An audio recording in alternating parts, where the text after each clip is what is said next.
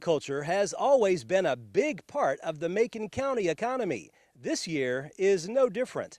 I recently spoke to UT Extension agent Keith Allen to get an update on this year's soybeans, corn, and tobacco crops.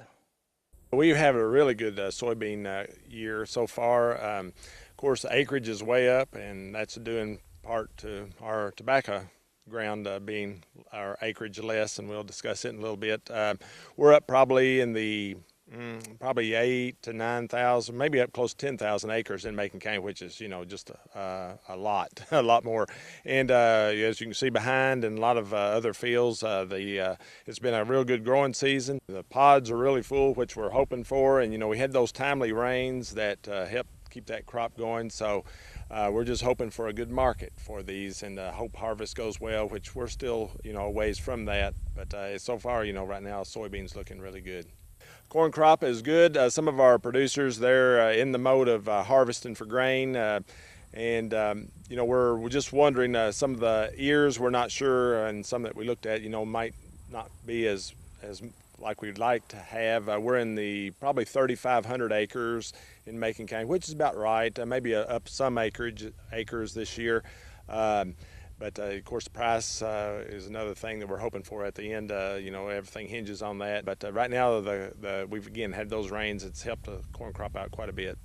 And as far as tobacco is concerned, you said the acreage is down. Why is that? Tobacco acreage, and we may have touched on this in other articles and stories. Of course, we lost our buying station down in Hartsville, Holders, and that's really impacted a lot of our growers. It used to be, you step your foot out the back door and you'd put in a tobacco patch, but it's kind of hard. We had to search for those fields here this year. We're probably in the 2,500 acres of burley tobacco. In our heyday a few years back, 5,000 to 6,000 acres, #1 in the world. So, but the crop from what we've seen, the crop is really good. There's been some disease, and we had early summer we had really a flood of rain come in, and that flooded out some of our fields. But I've seen some really wishing the market, we had that great market, because we had some really will be some high yielding fields. Agriculture has always been a huge boost for this local economy. How nice is it seeing that in the day of technology that we live in today, people are still farming? Yes, it is, and they're using that technology too. A lot of our farmers, with all the rain meters and the GPS, and just the technology is amazing, and of course more and more every day.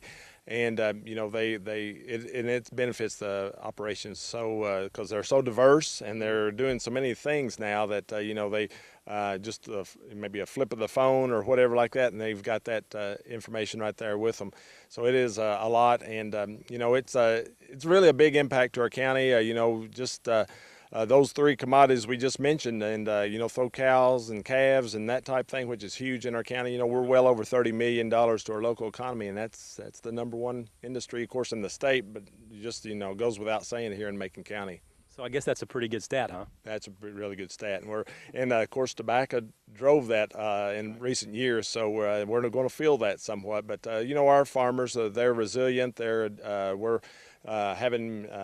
keeping our options open. They are, and we're having other meetings to try to maybe get a little more diverse and doing some different operations. That finding markets for those products, and so they'll weather the storm. They always have. They're great. And in this fast-paced world we all live in today, it's nice to see Macon County farmers continue to take life a little slower than the rest of us. And it's paying off big time. Reporting in Macon County, Barry Hyatt, NCTV.